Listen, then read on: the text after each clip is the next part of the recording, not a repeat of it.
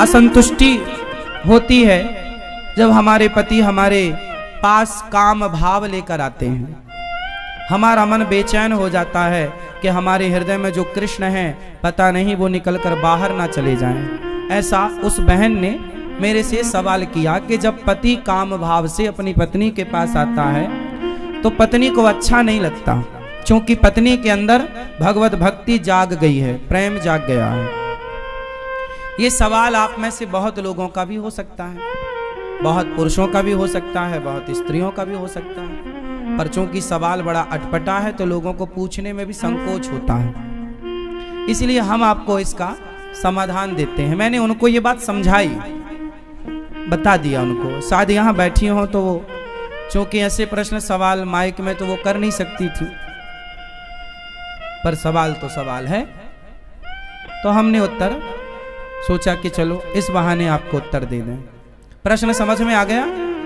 अब उत्तर सुनो। हमने उनसे बोला कि आपके पति, आप तो भक्ति में रम गई हो, बहुत अच्छी हो आप, कि आपके हृदय में कृष्ण विराज गए हैं, भक्ति विराज गई है, आपका दिन रात भगवत चिंतन में ही मन लग रहा, बहुत अच्छी बात है। लेकिन जो आपके पति हैं अभी उनका मन विषयों में है, और यदि आपने भी इनकार कर दिया कि आप हमारे पास मत आओ तो आपके पति फिर पराई स्त्री के गामी हो जाएंगे, वो दूसरी स्त्रियों के पास जाने स्टार्ट कर देंगे, वैश्याओं का गमन करने लग जाएंगे, वैश्यागामी हो सकता है इसलिए तुम्हारा पति, इसलिए तुम्हारे अंदर तो कोई वासना है नहीं, लेकिन पति के अंदर यदि है तो पति पत्नी के पास ही तो जाएगा। यदि तुमने भी उसे हटा दिया अपने पास से तो वो वैश्यागामी, उसका चरित्र बिगड़ जाएगा, इसलिए तुम्हारा धर्म है। मीराबाई के साथ भी यही था, बिल्कुल सेम। मीरा का विवाह बचपन में कृष्ण से हो गया था, मान लिया था उन्होंने पति कि मेरे तो पति गिरधर गोपाल हैं, लेकिन फिर भी उनके माँ बाप ने जबरदस्ती उनका विवाह भोजराज से कर दिया, जो राणा के बेटे हैं। तो भोजराज राणा के साथ उनका विवाह हुआ। जब उनकी पहली रात आई मिलन की, मीराबाई को बिठाया गया एक कमरे में, सिर्फ दीपक का प्रकाश था, और जो कि रिवाज है घूंघट डाल के मीराबाई को बिठाया गया। तभी रात्रि को, पहली रात्रि पहला मिलन जब भोजराज आए तो मीरा ने अपना दुपट्टा, अपना मुंह खोलते हुए भोजराज से कहा कि ये दुनिया कहती है कि आप मेरे पति हैं, कि ये दुनिया कहती है कि आप मेरे पति हैं, पर मेरी अंतरात्मा तो कहती है कि मेरे पति केवल कृष्ण हैं। लेकिन मेरे मन पर, मेरे प्राणों पर तो कृष्ण का अधिकार है, लेकिन आप व्यवहार जगत में मेरे पति बने हैं। सारी दुनिया तो यही मानती है कि आप मेरे पति हैं, कृष्ण मेरे पति हैं, ये तो केवल मैं जानती हूं। मेरे मन की बातें या मैं जानूं या वो जाने, आप तो नहीं जान पाओगे। तो मेरा मन, मेरे प्राणों पर, मेरे मन पर तो मेरे कृष्ण का अधिकार है, लेकिन आप यदि मुझे अपनी पत्नी मानते हैं तो आपके सामने मेरा शरीर है। यदि मेरे शरीर की भूख है आपको तो मेरे शरीर से आप अपनी भूख मिटा सकते हैं, मैं मना नहीं करूंगी, आप मेरे शरीर से अपनी भूख मिटा लीजिए, लेकिन मेरे मन पर, मेरे प्राणों पर तो मेरे गिरधर गोपाल का ही वश है, कब्जा है। तो इस बात से यह सिद्ध होता है कि यदि आपका पति कामुक है तो फिर आपका धर्म है कि आप अपने पति को भी धीरे धीरे सत्संग से जोड़ें, कथाओं से जोड़ें, धीरे धीरे उसके मन को भी बदलें और उसका साथ दें। आप यदि सोचेंगी कि मैं तो भक्ति में रमी हूं, अब मेरे पति जो मेरे साथ रमण करेंगे, तो वो गलत है। वो गलत नहीं है, आपका धर्म है कि आप अपने पति को खुश रखें, प्रसन्न रखें। धीरे धीरे उसे भी सत्संग से जोड़कर, देखो मन बदला जा सकता है, मन बदला जा सकता है। कैसे? सत्संग से। यदि स्त्री भक्ति करने लग गई और पति को छोड़कर चली गई तो तुम्हारा कल्याण होगा। तुम्हारा धर्म क्या है कि यदि तुम्हारे हृदय की शुद्धि हो गई है तो तुम अपने परिवार के सभी सदस्यों की, अपने पति की, अपने बच्चों की भी शुद्धि करो हृदय की, अपने भक्ति के प्रभाव से, अपने जप, अपने तप के प्रभाव से। यदि आप केवल भक्ति करने लग गई और भाग गई घर से कि अब जी तो मैं तो वृंदावन रहूंगी, मैं तो घर में नहीं रहूंगी, तो ये तो भागना हो जाएगा, ये तो रण छोड़ के भागना हो जाएगा। फिर आपका धाम में आकर के वास करना, अपने पति को छोड़कर, अपने बच्चों को छोड़कर, ये आपका धर्म नहीं है। धर्म तो ये है कि पति और बच्चों के साथ रहकर जो प्रेम आपके भीतर जागा है वही प्रेम पति और पुत्र के भीतर जागा कर उनका भी कल्याण कीजिए और उनका साथ दीजिए। और ये पति पत्नी का अधिकार होता है एक दूसरे के लिए। उस अधिकार से ना पत्नी वंचित करे पति को, ना पति वंचित करे पत्नी को। पति पत्नी दोनों आप खुश हैं, ये बहुत अच्छी बात है। ना तो पत्नी पर पुरुषगामी बने, ना तो पति पर स्त्रीगामी बने। यदि कोई पुरुष पर स्त्रीगामी है, याद रखिएगा, बहुत स्पष्टता से समझिएगा, यदि कोई पुरुष पर स्त्रीगामी है और कोई स्त्री पर पुरुषगामी है, तो आप ही बताइए दोषी कौन है? उत्तर दो। यदि आपका पति पर स्त्री गामी है, मीन्स पर स्त्री के पास रहता है, तो इसका जिम्मेदार कौन है? कौन? कौन? यदि पति पर पुरुषगामी है, पर स्त्रीगामी है, तो जिम्मेदार कौन है? और स्त्री यदि पर पुरुषगामी होगी तो जिम्मेदार कौन है? पति पत्नी ही जिम्मेदार है। इसलिए गृहस्थ जीवन में पत्नी का धर्म है। पत्नी को मोहिनी कहा जाता है। पत्नी को क्या बोला जाता है? भगवान नारायण ने 24 अवतारों में एक अवतार कौन सा लिया? मोहिनी अवतार। स्त्री, इसलिए हमारे भारत में श्रृंगार होता है। श्रृंगार किसका होता है? स्त्री का होता है, पुरुष का नहीं होता। स्त्री का ही श्रृंगार क्यों होता है? पुरुष का क्यों नहीं होता? 16 श्रृंगार स्त्री का है तो 8 संस्कार पुरुष को भी होते कि भाई तू भी कुछ लिपस्टिक लगा, तू भी कुछ तो कर। सारा श्रृंगार का स्त्रियों के पास है पूरा कार्य। पायल भी वही पहने, चूड़ी भी वही पहने, मंगलसूत्र भी वही पहने, बिछिया भी वही पहने, बिंदिया भी वही पहने, मांग भी वही भरे, काजल भी वही लगाएं।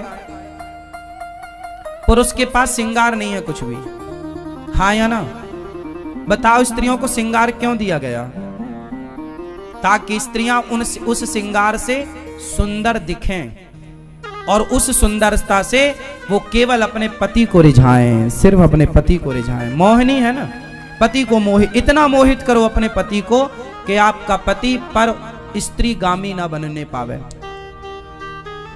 यदि तुम्हारा पति पर स्त्री गामी बन गया तो तुमने ठीक ठीक से श्रृंगार नहीं किया। लेकिन आजकल श्रृंगार होता तो है जमाने के लिए, पति के लिए तो कुछ नहीं है। इसलिए पड़ोसन को रोज, इसलिए जेठालाल दया को नहीं बबीता को ज्यादा देखता है। हाँ। अब मैं चला, बोला मेरी माँ ने 56 भोग बनाए हैं, कन्हैया कुछ खाओ। भगवान बोले हम आपके घर नहीं खा सकते, हमारा निमंत्रण विदुर जी के यहाँ है, विदुरानी के यहाँ। हमारा निमंत्रण किसके यहाँ है? विदुर जी और विदुरानी के यहाँ। विदुर जी के यहाँ कुछ भी नहीं था खाने के लिए, कुछ भी खाने का नहीं। भगवान गए तो क्या खवाए काकी जी ने? क्या खवाए थे भैया? केले के छिलके। केला ले आई तोड़कर। भगवान आए बैठे तो वो इतना भाव विभोर हो गई काकी विदुरानी कि वो छिलका छीलती और फल को फेंकती जाती और भाव में बेहवल होकर छिलके पकड़ाती जाती और भगवान छिलके खाते जाते। अब बताओ, भगवान की इच्छाएं क्या है, भगवान खुश कैसे रहते हैं। सुनो, खुश रहने का एक मंत्र छिपा है यहां पर। खुश रहना है तो क्या करना पड़ेगा बताओ आप लोग, आप बताओ क्या करना पड़ेगा, आप बताओ खुश रहने के लिए क्या करना पड़ेगा। कुछ भी सही गलत कुछ भी सही है, क्या दिक्कत है, कोई पैसे थोड़ी खर्च हो रहे हैं। ठीक है, खुश रहने के लिए क्या करना पड़ेगा, मन को शांत। ये तो बिल्कुल परफेक्ट बात कही आपने, मन शांत है तो खुशी खुशी है। आप बताओ खुश रहने के लिए क्या करना पड़ेगा। कुछ तो बोलो, कोई पैसे नहीं लग रहे हैं, बोलो खुश रहने के लिए क्या करना पड़ेगा।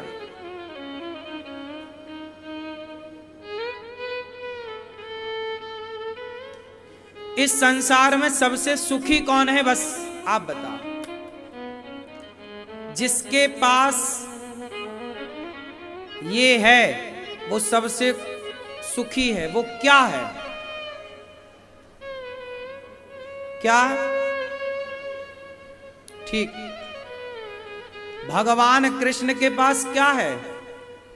छिलके खवाए जा रहे हैं तो भगवान छिलके खा रहे हैं। चावल खवाए गए सुदामा के द्वारा तो चावल, जूठे बेर खवाए गए तो भगवान ये नहीं कहते कि ये क्या खवा रहे हो, हम ये खाएंगे क्या, ना। जो मिल रहा है हमारे भगवान उसमें क्या है, संतुष्ट हैं और प्रसन्न हैं।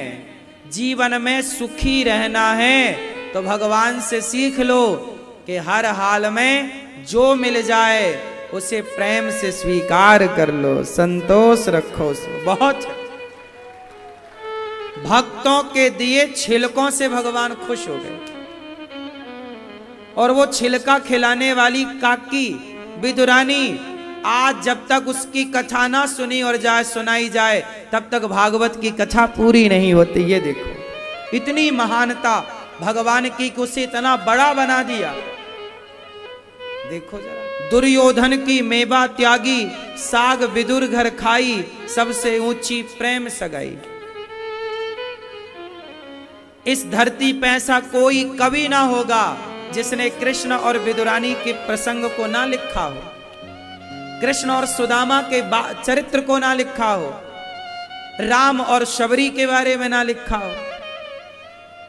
देखो कोई लेखक की लेखनी पूरी नहीं होती इनके बिना।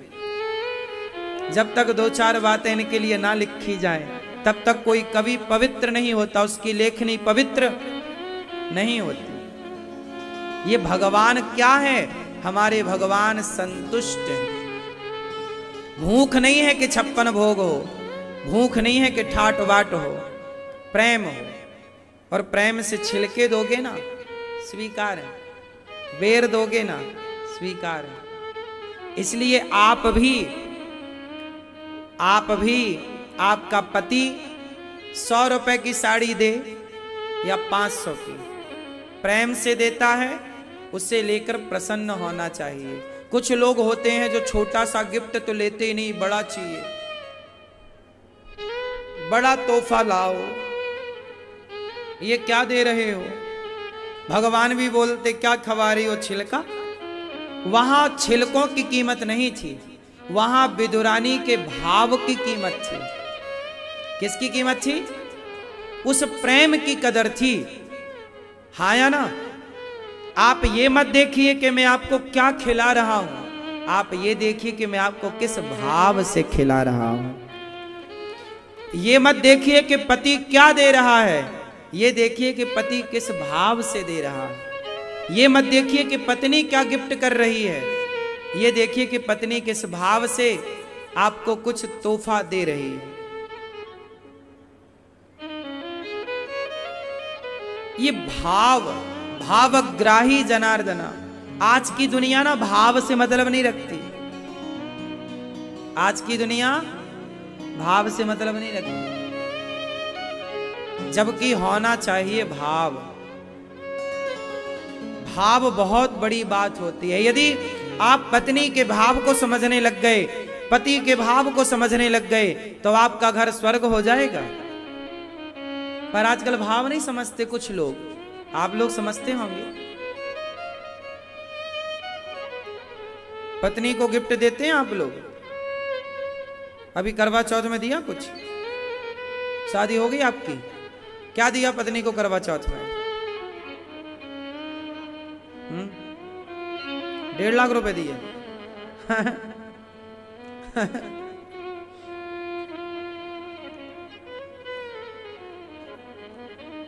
पैसे दे दिए पूरे। कुछ भाव जो है ना, हम तो ये चाहते हैं कि देखो हमारे भगवान बहुत संतुष्ट हैं। भगवान कैसे हैं बताओ? संतुष्ट है या नहीं? जोर से। हमको कैसा होना चाहिए? संतुष्ट। जब आवे संतोष धन, सब धन धूरी समान, गौधन गज धन बाज धन और रतन धन खान। भगवान सृष्टि उत्पन्न करते हैं। भगवान विदुरानी के घर गए, छिलकों का भोग लगाए, साग खाए। विदुर जी ने 56 भोग परोसे, कहा काका जी जो स्वाद इन छिलकों में मिला वो आपके 56 भोग में नहीं। इसके बाद विदुर जी मैत्रेय जी के पास गए, सृष्टि का क्रम जाना। ये संसार कैसे बना? सबसे पहले क्या बना? अच्छा बताओ, ये संसार किस तरह से बना? बताओ किस तरह से बना? बताओ सबसे पहले क्या बना? बोलो। पृथ्वी जल वायु अग्नि आकाश में सबसे पहले क्या बना? अच्छा बताओ।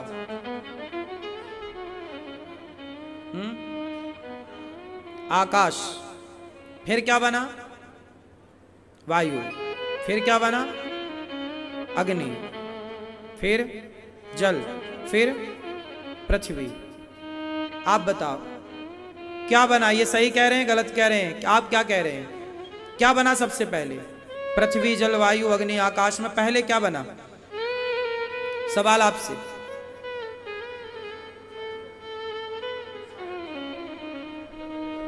जल। सबसे पहले जल बना। फिर सबसे पहले क्या बना? आकाश। फिर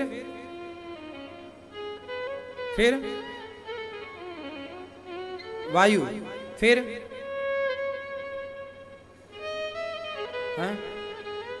अग्नि। फिर सबसे पहले क्या बना? जब ये सृष्टि बनी तो सबसे पहले क्या बना? सुनो, इन्होंने सही क्रम बताया। सबसे पहले बना आकाश। आकाश से वायु। जैसे देखो मैं कहां बैठा हूं?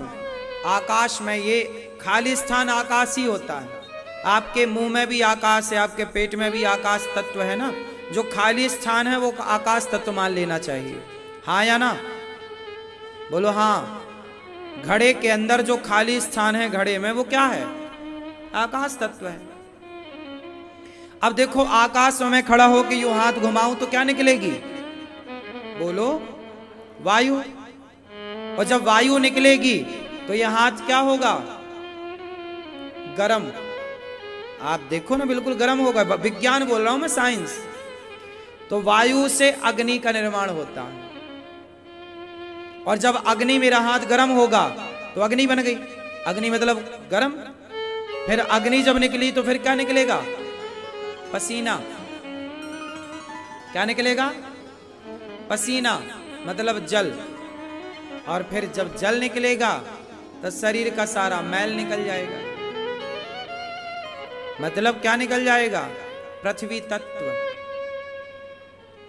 इस तरह से सबसे पहले आकाश का निर्माण हुआ, फिर वायु का, फिर अग्नि का, फिर जल का, फिर पृथ्वी का।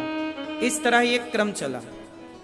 शास्त्र ऐसा मानते हैं, साइंस भी ऐसा मानता है। अब भगवान की सृष्टि कैसे हुई वो आप सुनो। सबसे पहले भगवान श्रीमन नारायण की नाभि से कमल उत्पन्न होता है। लोग कहते हैं कि संसार को भगवान ने बनाया, तो भगवान को किसने बनाया? बताओ, भगवान को किसने बनाया? आप बताओ। जब सब कुछ भगवान ने बनाया, कितने लोग मानते हैं कि सब कुछ भगवान ने बनाया? आप मानते हो? तो ईश्वर को किसने बनाया? उत्तर दो। भगवान को किसी ने नहीं बनाया। क्यों?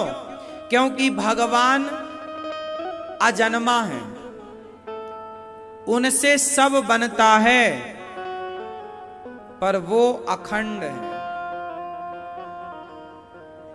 उनका नाम, जो जन्मा है वो मरेगा, हम जन्मा है तो मरेंगे, पर भगवान अजन्मा है, वो मरेंगे क्यों जब जन्म नहीं लिया। तो भगवान, इसलिए भगवान को माता पिता कहते, त्वमेव माता च पिता, वो सबके माँ बाप हैं, सब लोग वहां से आए हैं, पर भगवान अमर है, अजन्मा है। भगवान का नाम है अविनाशी। क्या नाम है? अविनाशी मतलब जिसका कभी विनाश ना हो, वो है नारायण, जो जल में लेटे हैं। नार कहते हैं जल में, जो जल में शयन करें उन्हें नारायण कहते हैं। हाँ या ना? तो नारायण, भगवान नारायण के नाभि से कमल उत्पन्न हुआ। कमल में ब्रह्मा जी प्रकट भये, और ब्रह्मा जी ने भगवान शिव को अपनी भ्रकुटी से प्रकट किया। तो ये तीन तत्व तैयार भये, ब्रह्मा, विष्णु और महेश। इन तीनों को जोड़ा तो नाम बना God, GOD, God. G for generator, O for operator, D for destroyer. Generator Brahma ji सृष्टि को जनरेट करते हैं, उत्पन्न करते हैं। ऑपरेटर भगवान विष्णु पालन करते हैं। भगवान शिव संहार मीन्स डिस्ट्रॉयर। संहार का डिपार्टमेंट किसका है? शिव जी का। पालन का डिपार्टमेंट विष्णु जी का। और उत्पन्न, हमारा सनातन धर्म ये तीनों को मानता है। इन तीनों को जोड़ा गया तो बना God, GOD, God. Generator, operator, destroyer, Brahma, Vishnu, Mahesh. फिर क्या हुआ? ब्रह्मा जी ने सृष्टि प्रारंभ की तो पहले संतों को प्रकट किया, फिर शरीर के 2 भाग किए ब्रह्मा जी ने। दाहिने भाग से मनु और वाम भाग से शत्रुपा प्रकट भये। ये सब भागवत जी का चरित्र सुना रहा हूं, थोड़ा कठिन है, सुनिए। ये सृष्टि का क्रम है। मनु और शत्रुपा प्रकट भये। सबसे पहले किसका जन्म हुआ? इस धरती पर पहले जो मनुष्य हुए, इस धरती के, वो हुए मनु। हम मनु की संतान होने से हम सबको मनुष्य कहा जाता है। हमें क्या बोला जाता है? बड़े भाग्य मानुष तन पावा। मतलब मनुष्य। हम मनुष्य क्यों बने? क्योंकि हम मनु से उत्पन्न हुए। मनु और साथ में शत्रुपा। तो मनु शत्रुपा से पहली बार मैथुनी सृष्टि उत्पन्न हुई। मनु जी की 5 संतानें हुई, 3 बेटियां और 2 बेटे। 3 बेटियां का नाम है आकुति, देवहूति, प्रसूति, प्रियव्रत और उत्तानपाद। इस संसार में जब पहले संसार बना तो पहले स्त्री बनी होगी कि पुरुष बना होगा? आप बताओ। ये संसार जब बना तो पहले स्त्री बनी या पुरुष? आप उत्तर दो। आप बताओ क्या बना पहले, मुर्गी या अंडा? ये कितना उलझा हुआ सवाल है, क्यों? लेकिन आज मैं सुलझाऊंगा इसे। पहले मुर्गी आई कि अंडा? बोलो। पहले स्त्री आई कि पुरुष? बोलो जोर से। हाँ, पहले स्त्री का जन्म हुआ, इसलिए अंडा तो पुल्लिंग हो गया, मुर्गी स्त्रीलिंग हो गई। तो इस संसार में स्त्री जात पहले आई, स्त्री मादा पहले। इसलिए हमारे यहां पहले कहते हैं सीता, फिर कहते हैं राम, पहले कहते हैं राधा, फिर कहते हैं श्याम, पहले कहते हैं लक्ष्मी, फिर कहते हैं नारायण, पहले कहते हैं गौरी, फिर कहते हैं शंकर, पहले कहते हैं माता, फिर कहते हैं पिता। हाँ, क्योंकि पहले किसका प्रकट जन्म हुआ? पहले स्त्री, इसलिए कहते लेडी फर्स्ट। स्त्री पहले आई, पुरुष दूसरे नंबर। इसलिए सदा सारे अधिकार स्त्री को दिए गए। विद्या का अधिकार सरस्वती जी, पैसे का अधिकार लक्ष्मी जी, शक्ति का डिपार्टमेंट दुर्गा,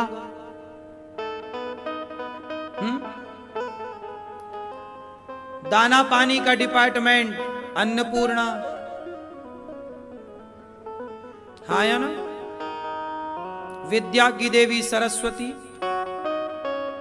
पुरुषों के पास बचा क्या सिवाय तांडव करने के?